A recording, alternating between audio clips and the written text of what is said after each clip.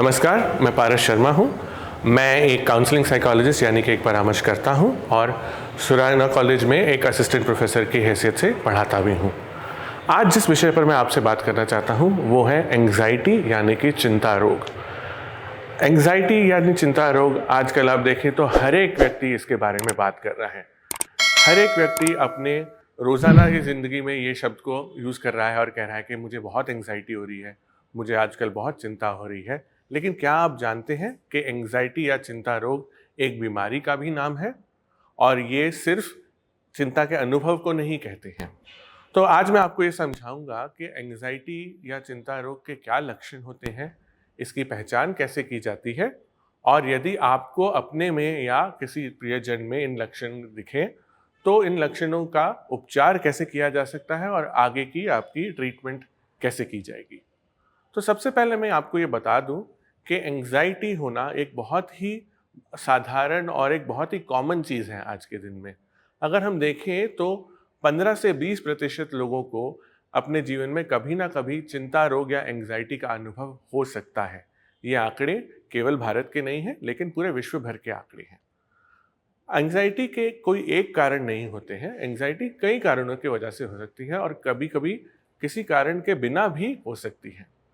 कुछ कुछ कारण जिनकी वजह से लोगों को एंग्जाइटी या चिंता रोग का अनुभव हो सकता है, इनमें से कुछ हो सकते हैं कि अगर आपके घर पर कुछ चिंता या परेशानी हो रही है, किसी का निधन हो गया है, पैसों से जुड़ी आपकी कोई समस्या चल रही है, पढ़ाई लिखाई या आपके करियर में कुछ आपकी समस्या हो गई है, या निजी जीवन में ब्रेकअप या डिवोर्स, ऐसे अनुभव की वजह से कई बार हमें एंग्जाइटी या चिंता रोग का अनुभव हो सकता है। कई बार अकस्मात हमारे ज़िंदगी में कभी एक्सीडेंट हो जाते हैं या किसी तरह का डिज़ास्टर हम एक्सपीरियंस करते हैं, जैसे कि कभी बाढ़ आ जाए, भूकंप आ जाए, आग लग जाए कहीं पर। तो ऐसे अनुभवों की वजह से भी किसी को चिंता रोग आगे चलकर हो सकता है। तो अब थोड़ा समझ लेते हैं हम कि एंग्जाइटी या चिंता रोग के लक्षण क्या होते हैं।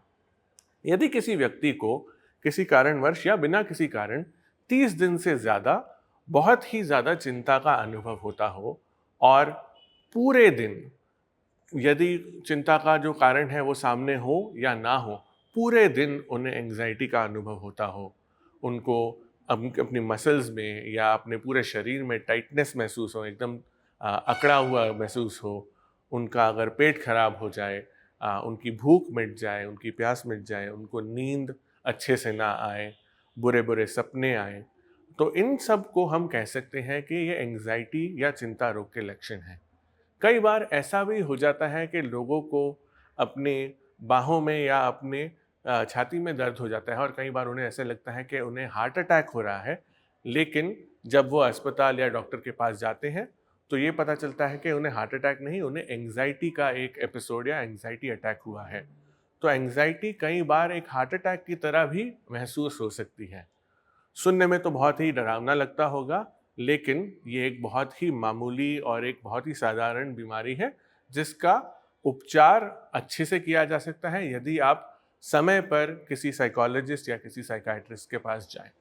तो यदि आपको ऐसे लक्षण खुद में दिखें या किसी प्रियजन में दिखें तो सबसे पहले उन्हें आश्वस्त करें कि ये उनका कोई दोष नहीं है, वे कुछ ज़्यादा नहीं सोच रहे हैं, वे कुछ ज़्यादा नहीं घबरा रहे हैं, क्योंकि ये सच में ऐसा महसूस हो रहा है। कोई जानकर या कोई जानबूझकर ऐसा नहीं बिहेव कर रहा है कि उन्हें एंग्जाइटी हो रही है। एंग्जाइटी सच में लोगों को महसूस होती है और उसके जो लक्षण है, उसके जो अनुभव है, वो बहुत ही मुश्किल होते हैं। और ऐसे समय से गुजरते हुए व्यक्ति को ये बिल्कुल ना कहें कि अरे तुम तो बहुत ज़्यादा ड्रामा कर रहे हो या तुम तो बहुत ज़्यादा ओवर रिएक्ट कर रहे हो। वे ओवर रिएक्ट नहीं कर रहे हैं, वो ड्रामा नहीं कर रहे हैं, ये सच में उन्हें ऐसा महसूस हो रहा है। तुरंत उन्हें एक काउंसलिंग साइकोलॉजिस्ट या एक परामर्शदाता से बात करवाएं। इनकी सलाह से उन्हें कोई तकनीकें ऐसी सिखाई जा सकती हैं, जैसे कि ब्रीदिंग टेक्निक, मेडिटेशन टेक्निक, जिससे एंग्जाइटी को काबू में लाया जा सकता है।